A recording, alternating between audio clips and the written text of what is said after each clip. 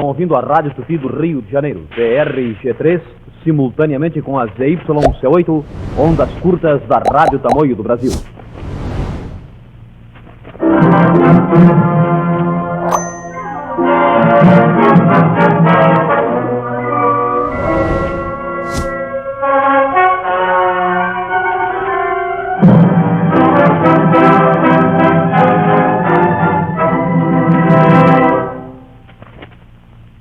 Você não acredita no sobrenatural?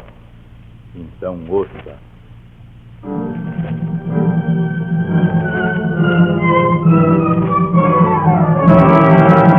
Incrível!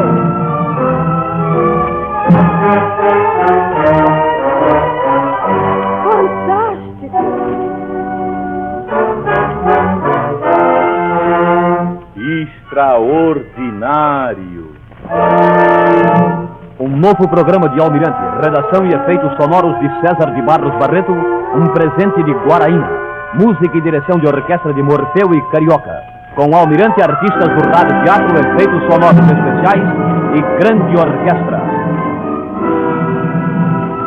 Boa noite, ouvintes de todo o Brasil. Novamente aqui estamos para mais uma audição do incrível, fantástico e extraordinário. Mais uma vez queremos esclarecer, antes de mais nada, que os propósitos desses programas não são os de firmar doutrina em torno de fatos sobrenaturais, nem os de esclarecer coisas inexplicáveis. Nosso fito é simplesmente contar histórias semelhantes àquelas que tanto nos prendem a atenção em conversas de família ou entre amigos. Essas histórias, não se esqueçam, são as que vocês mesmos nos enviam. Acreditamos que sejam verdadeiras, porque é isso que sempre pedimos daqui. Por mais incríveis que pareçam, tais histórias, elas realmente aconteceram. Se esses casos fizerem com que vocês se lembrem de outros que conheçam, não façam cerimônia. Escrevam para cá. Escrevam indicando o nome desses programas: Incrível, Fantástico e Extraordinário. Preparem-se para ouvir hoje 4 episódios espantosos. Primeiro, o do bambuzal mal assombrado. Segundo, o do fantástico transeunte da rua José dos Reis. Terceiro, o do endiabrado saci da picada da Madalena. E quarto, o dos estranhos passageiros do bonde da linha da pedra. Este programa, todas as semanas deste mesmo dia e hora, é uma oferta de Guaraína aos nossos ouvintes em todo o país. E não se esqueçam, de todos os casos que venham a ser contados aqui, o mais extraordinário há de ser sempre o da própria Guaraína, o comprimido que acabou com a dor sem atacar o coração. O caso de Guaraína, liquidando as dores de cabeça, de dente ou de ouvido, é mais do que incrível, fantástico, extraordinário. O caso de Guaraína é único. Comecemos hoje pelo verídico episódio do bambuzal mal assombrado.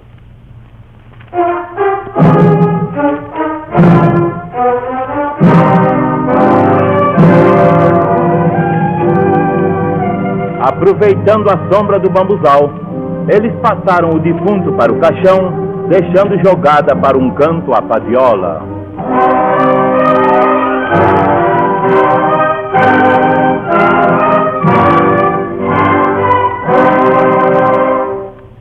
Valdomiro Dias Batista, residente à rua Belmira 92, Piedade, aqui no Rio, relatou-nos em carta o presente caso ocorrido com ele e outras pessoas em 1917, no lugar denominado Pau da Fome, em Jacarepaguá.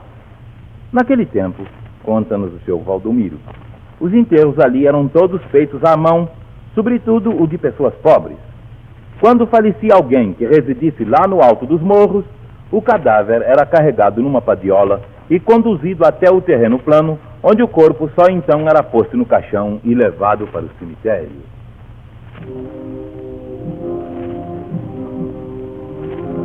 Certo dia, em 1917, faleceu um senhor de nome de Andro, muito estimado em Pau da Fome e residente bem no alto de um dos morros locais. Várias pessoas, e entre elas o ouvinte que nos conta o episódio, logo se dispuseram a fazer o enterro. Depois de chegados lá em cima, na casa do morto, foi ficando tarde e o caixão não chegava. Não se esqueçam de que o caixão deveria descer o morro vazio, pois o defunto só passaria para dentro dele quando os que o conduzissem na padiola chegassem lá embaixo, em terreno plano. como a tarde já fosse caindo, e para não encontrarem o cemitério fechado, Valdomiro e seus companheiros resolveram não esperar mais o caixão e, colocando o morto numa padiola improvisada, começaram a descer o morro. Já meio escuro, chegaram à estrada plana, num ponto onde havia um grande bambuzal que pelas redondezas tinha fama de mal assombrado. Felizmente, junto ao bambuzal, encontraram o portador com o caixão mortuário. Passaram então o corpo para ele, deixando jogada para um canto dos bambus aquela padiola. Quando chegaram ao cemitério do Pichincha, já o encontraram fechado, e só a muito custo conseguiram que o administrador consentisse que o Leandro fosse enterrado já à noitinha. Após o enterramento, depois de tão longa caminhada e de tantas complicações, os caridosos amigos do Leandro estavam cansadíssimos de corpo e de alma. Talvez por isso, logo ao saírem do cemitério, um deles lembrou: vamos até ali ao boteco tomar um trago, para ver se a gente se reanima? Tá aí, boa ideia. Ótimo. Vamos lá. A ideia foi muito bem recebida por todos. Aliás, como lembra o seu Valdomiro em sua carta, é costume do pessoal da roça regressar dos enterros bebendo aqui, ali e acolá. E foi o que eles também fizeram.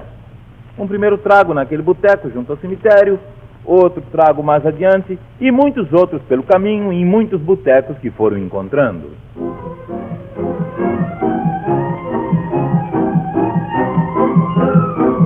Aqueles tragos foram tantos que só eles chegaram nas proximidades do bambuzal, mal assombrado, aí pelas 2 horas da madrugada. Já bem perto da mata de bambus, pararam subitamente, influenciados todos pela mesma impressão, enquanto um deles dizia para o restante do grupo: escutem aqui, hein? Eu sei que nós enterramos o Leandro, mas não sei porquê. Eu estou com a impressão de que ele está ali de novo, no bambuzal ali adiante, estirado na padiola. Houve quem logo protestasse: não diga isso nem por brincadeira. Com defunto não se brinca. E muito menos perto do bambuzal, que todo mundo sabe que é mal assombrado. Quem foi que disse que eu estou brincando com o defunto? O que eu estou dizendo é que tenho a impressão de que estou vendo o Leandro estirado na padiola ali bem adiante. E é muito fácil, viu? Vamos pra frente que o desengano da vista é ver. Deram todos alguns passos mais em direção ao bambuzal e ao chegarem lá... Eu não disse! Olha ele ali! Eu não disse! De fato, estirado sobre a mesma padiola em que tinham trazido lá de cima o corpo do Leandro, estava estirado um outro corpo, tão imóvel e hirto quanto o do amigo morto, no momento em que naquele mesmo lugar, algumas horas antes, tinha sido mudado daquela mesma padiola para o caixão em que fora enterrado. O pânico, diz o seu Valdomiro Dias Batista, foi indescritível. Dos seus amigos, uns queriam voltar, enquanto outros lembravam que se devia esperar que o dia amanhecesse para irem ver de perto o que era aquilo. Um deles, porém, tomou-se de coragem e disse: vamos olhar de perto o defunto. Quem tiver coragem que me acompanhe. Vamos. Animados pela disposição do companheiro, resolveram todos acompanhá-lo. Deram alguns passos cautelosos em direção ao bambuzal. Será mesmo o Leandro? Cuidado, hein? Não afasta não, hein? Vamos todos juntos. Chegando bem junto à padiola onde estava estirado o corpo, o mais corajoso do grupo abaixou-se, riscou um fósforo e...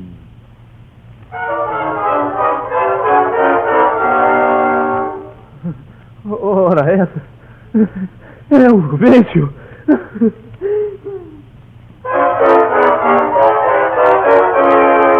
Sim, senhores ouvintes, era o Juvencio. Bem, e agora fiquem sabendo quem era o Juvencio. Era o mesmo indivíduo que na véspera fora encarregado de levar o caixão do Leandro até lá em cima do morro. Como foi contado, o caixão demorara tanto a chegar que o enterro saiu mesmo sem ele. E só lá embaixo, já na estrada, junto ao bambuzal, é que encontraram o portador, isto é, o Juvencio, naquele dia transformado em empregado da casa mortuária. Inveterado pau d'água, o Juvencio tinha tomado formidável carraspana naquela tarde, e sabe Deus como conseguira chegar ao bambuzal com o caixão na cabeça. Estava tão ruim que logo que o enterro seguiu seu caminho, vendo a padiola que tinha ficado atirada a um canto, não resistiu à tentação e, estirando-se nela, ferrou em profundo sono até alta madrugada, só acordando diante daqueles gritos do Valdomiro e seus companheiros, ainda meio aterrorizados, né? Ora, essa é o Juvencio. Não faltava mais nada, hein? Mas que bruto sujo. Puxa. Daquela vez, certamente, houve uma explicação para os mal assombrados do bambuzal de pau da fome em Jacarepaguá.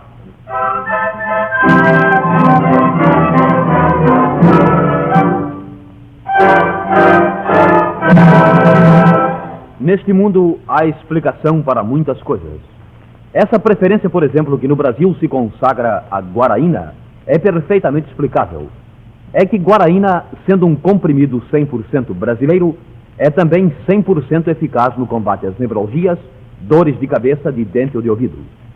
Guaraína, um medicamento nacional de conceito universal. E vamos passar a descrever agora o apavorante encontro com um fantasma.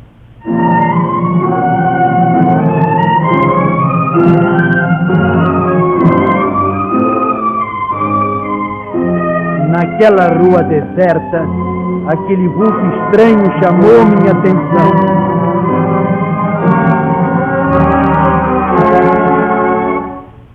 O presente caso fantástico chegou-nos ao conhecimento remetido pelo ouvinte João Batista, residente aqui no Rio, a rua Monsenhor Marques, 154.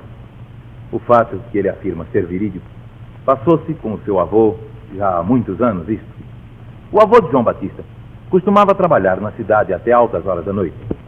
Numa dessas noites, ao regressar ele de prolongado serão para sua residência em Inhaúma, ao chegar na rua José dos Reis, começou a se lembrar de que todo mundo afirmava que naquela rua, depois das 10 horas da noite, eram vistas coisas assombrosas. Como daquela vez já passava mesmo das 10 horas, o velho começou a achar que a rua estava escura demais, chegando mesmo a sentir certo receio.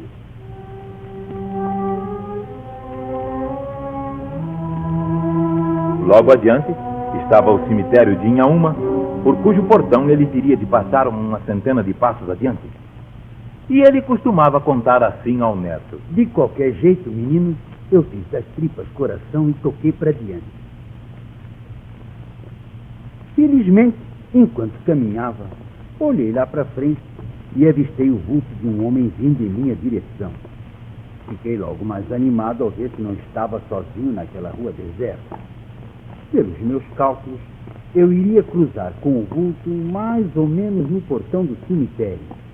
Apressei os passos. Lá ao longe, notei que o vulto também apressava os passos na minha direção. Quando ele passava por debaixo de um lampião, olhei melhor e vi que se tratava de um homem todo vestido de preto e, o que era mais estranho, trazia um lenço que passava por debaixo do queixo, amarrado em um nó no alto da cabeça. Eu senti logo um calefrio e, sem querer, atravessei para o outro lado da rua a fim de não passar por junto do homem. Mas, com grande espanto meu, o homem de preto também atravessou a rua. Andando sempre, voltei novamente para outra calçada. Ele fez o mesmo. Senti que o meu corpo tremia como vara verde e já não tentei mudar de rumo. Faltavam apenas uns 10 metros para passar ao lado do outro mesmo. Levantei a vista mais uma vez e então...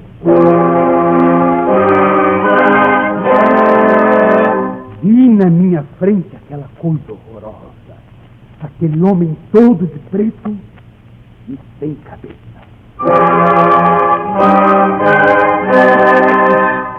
Sim, ele não tinha cabeça.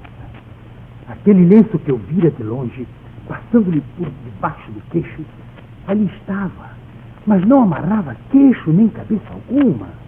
Era um círculo de pano branco, descansando bem no meio dos ombros, onde devia estar o pescoço, que não existia. Como era natural, o avô do ouvinte, João Batista, parou bem diante do fantasma, inteiramente gelado e sem saber o que fizesse. Num esforço sobre-humano, tentou dizer alguma coisa e acabou dizendo apenas aquilo. Boa noite. Disse aquele boa noite apavorado e ficou esperando uma resposta da terrível aparição plantada em sua frente. E a resposta não vinha. e o fantasma não se afastava. Ele então repetiu, mais apavorado ainda, e desta vez apelando para o sobrenatural. Em nome de Deus, boa noite. E desta vez a resposta veio naquele apavorante gemido saído do peito do homem sem cabeça, que logo se pôs a andar apressado. Andando, desaparecendo logo adiante na curva da esquina, como se tivesse entrado pelo muro do cemitério adentro. Diz o João Batista que seu avô terminava o relato de sua apavorante história com as seguintes palavras. Depois de tudo aquilo, meu filho, só havia mesmo uma solução.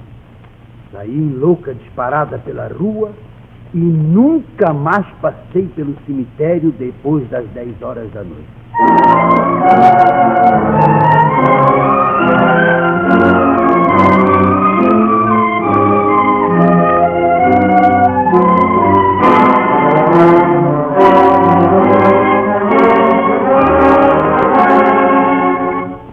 E aqui está o caso do endiabrado Saci da Picada da Madalena.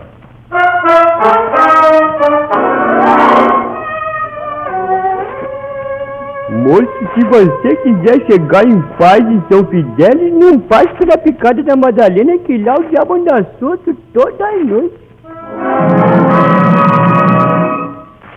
O conselho que acabaram de ouvir era dado pelo preto velho Inácio, há alguns anos atrás, a todos aqueles que no meio da estrada entre São Fidélis e Santo Antônio de Pádua lhe perguntavam qual era o caminho mais curto entre aquelas duas cidades fluminenses. Por mais de uma vez, esse mesmo conselho foi repetido ao Joselino Barbosa, um preto forte e desempenado que era tropeiro na referida cidade de São Fidélis. Nas suas viagens para Santo Antônio de Pádua, devido talvez à recomendação do velho, o Joselino sempre arranjava as coisas de maneira a não ter de passar durante a noite pela Picada da Madalena. Uma vez, porém, ele atrasou-se nos seus negócios e já anoitecia quando pôde ganhar a estrada de volta a São Fidélis. O animal em que viajava estava carregado também com 2 grandes jacais cheios de galinhas e de ovos, por ele comprados em Santo Antônio de Pádua. Ao chegar perto da Picada da Madalena, desabou fortíssima chuva, acompanhada de violenta ventania. Sem querer quase, ele começou a se lembrar de que o preto velho sempre dizia: Moço, se você quiser chegar em paz em São Fidélis, não passe pela Picada da Madalena, que lá o diabo anda solto toda a noite. E o Joselino tinha a impressão de ouvir o velho Inácio acrescentando ao conselho aquelas informações apavorantes. E o diabo aparece na figura de um saci de um olho só no meio da testa, que anda numa perna só e que salta na garupa dos cavaleiros que passam na picada no meio da noite. O Joselino pensava em tudo aquilo quando seu cavalo entrava na picada. Naquele momento preciso, o vento uivou mais forte.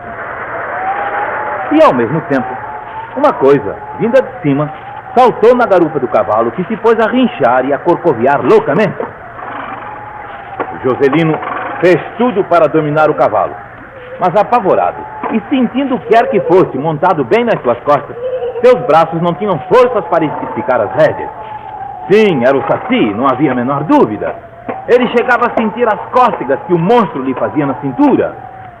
E com os coices da montaria, também as galinhas saltaram dos jacais em loucos cacarejos. Não havia dúvidas, era o Saci aquele. O Joselino ainda sentiu quando foi atirado longe, por cima da cabeça do cavalo, e teve a impressão nítida de que ia desmaiar. E desmaiou mesmo.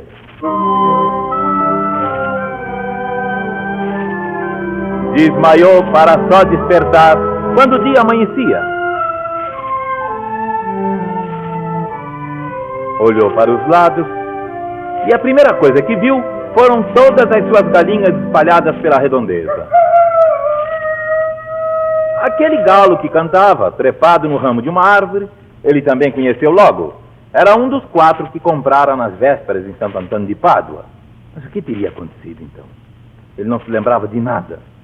Tentou levantar-se do chão duro, o que só conseguiu com muita dificuldade, pois o seu corpo estava todo doído. Apalpou as pernas, os braços. E o que seria aquilo? Sangue? Não, eram as claras e as gemas dos ovos que ele espatifara na queda do cavalo. E o cavalo? Onde tinha se metido o animal? Ah, sim, lá estava ele, lá um pouco adiante, pastando calmamente no meio da picada. Mas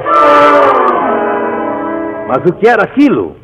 Um corpo estranho estava escanchado na garupa do animal. Foi até lá perto e, ao ver aquele enorme ramo seco enganchado no rabicho da montaria, logo se lembrou de tudo o que lhe havia acontecido. Aquele ramo seco, com a ventania da véspera, caíra de uma árvore na garupa do animal. Aquilo tinha sido para ele o pavoroso saci da picada da Madalena. O tropeiro Juscelino Barbosa nunca mais se esqueceu da sua incrível aventura. Anos depois, convocado pelo exército e vindo servir no antigo 3º Regimento da Praia Vermelha, foi ali que repetiu a sua história ao soldado do número 2530 da 4ª Companhia do 2º Batalhão, que outro não é senão o ouvinte Antônio José de Barros, hoje residente à Rua Capitão Félix 73 em São Cristóvão, o qual, em sua carta, diz que a narrativa do Joselino era tão impressionante que ele nunca mais se esqueceu daquelas palavras do preto velho Inácio. Moço, se você quiser chegar em paz em São Fidel, não passa pela picada da Madalena, que dá o diabo anda solto toda noite. Depois de ouvirem as palavras do preto velho Inácio, ouçam agora o que diz a voz da experiência. Se uma dor de cabeça o persegue a morfina, meu amigo, não se esqueça. Tome logo Guaraína. De fato, em todo o Brasil, Guaraína vem sendo o plano de seguro perfeito contra dores de dente, de ouvido e de cabeça. E depois, isto é principalíssimo. Guaraína corta a dor e não ataca o coração. Guaraína. E vamos encerrar o programa desta noite com a descrição do fantástico episódio do bonde da Linha da Pedra em Jacarepaguá.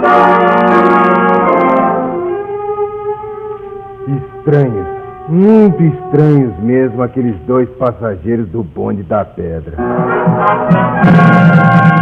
O impressionante caso escolhido para encerrar nosso programa desta noite veio-nos em carta do ouvinte Antônio de Barros, residente aqui no Rio.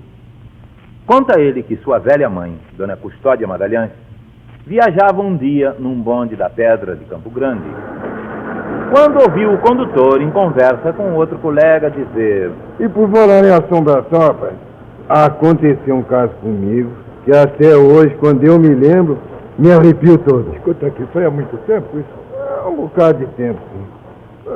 Foi logo depois da inauguração dessa linha da Pedra. E a história se passou no bonde? No carro em que eu trabalhava. Era o último daquela noite, ia vazio. O motorneiro ia a 9 pontos, porque a gente já estava cansado e doidinha para recolher, né? Mas quando chegamos no meio do caminho, 2 vultos fizeram sinal.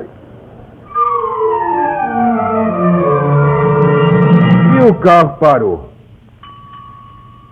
Toquei o bonde e fui fazer a cobrança dos passageiros, né? Mas quando cheguei perto deles, uma surpresa me esperava. Imagine que os 2 estavam vestidos como gente do tempo antigo. Olhei bem para eles. Era um moço e um velho. Fiquei pensando por que teriam se vestido daquela maneira. É claro, se não era carnaval nem nada. Pois é. Mas eu não disse nada não, tá? Fiz a cobrança. Faz favor. Tome. Obrigado. Mas, cavaleiro, E é, rapaz? essa moeda... E tem esta moeda? É falsa? Não, senhor, mas é que... Então, se não é falsa, por que não me dá logo o troco? Porque eu não posso trocar nem receber essa moeda, não? Como? Ouviu, meu filho? O que, papai? Ele diz que não pode trocar nem receber a moeda. Por que se a prata é boa? Bom, eu sei que é boa a prata, mas a moeda antiga já não tem mais valor. Como? Só serve para antiquários ou colecionadores. É uma moeda do Império. Em que tempo estamos, ora é? A brincadeira é boa, meu senhor, mas já estamos chegando ao fim da linha e, por favor, vá, pague a passagem. Bem, já que o senhor não quis a prata, meu filho aqui me dará trocado. Isto mesmo, meu pai. Eu tenho miúdo aqui. Ai. Tome, condutor. Mas isso? Isso é cobre. Isso são vinténs. Meu senhor, a brincadeira já está passando os limites. Faça o favor de pagar. Também não aceita vinténs, hein? Mas então, meu amigo, se quiser o seu dinheiro, vai cobrá-lo ao bicho. É isso mesmo. Mas não faltava mais nada. Pois se não me querem pagar, descerão aqui mesmo, seus engraçadinhos. Ô, Manel! Para o bonde! O que há? Há dois cavaleiros aqui querendo atrapalhar o serviço. Ah, é? Deixa comigo. Onde é que eles estão? E o condutor apontou para o motorneiro Manuel os dois estranhos passageiros vestidos à moda antiga, inteiramente de preto, tendo nas mãos aquelas velhas moedas. E quando Manuel os fitou... Papai! Meu irmão! Sim, ouvintes, Manuel reconhecera nos estranhos passageiros seu pai e seu irmão mais velho, mortos num desastre de trem há mais de 20 anos atrás. Aos gritos do motorneiro, os dois homens desapareceram como por encanto. E o Manuel, quase sem poder falar, todo trêmulo, ainda explicou ao condutor. Eram eles, sim. Papai e meu irmão. Lá em casa eu tenho um retrato deles, tirado quando eram moços, nos últimos dias do Império. Aquelas mesmas roupas, aqueles mesmos tipos.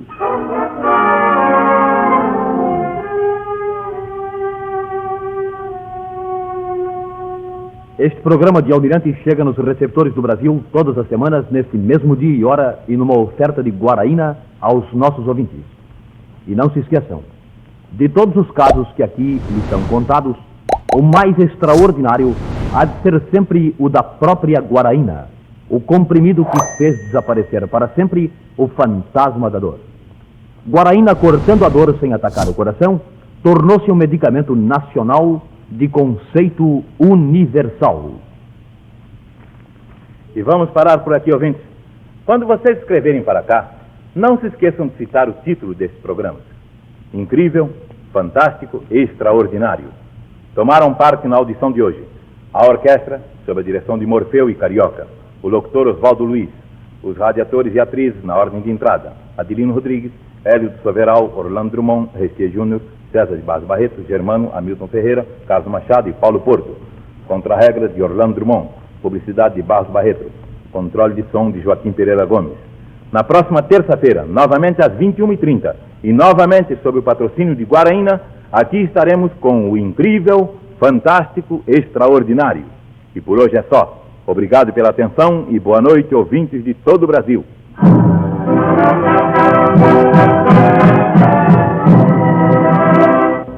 Estão ouvindo a Rádio Tupi do Rio de Janeiro, PRG3, simultaneamente com a ZYC8, ondas curtas da Rádio Tamoio do Brasil.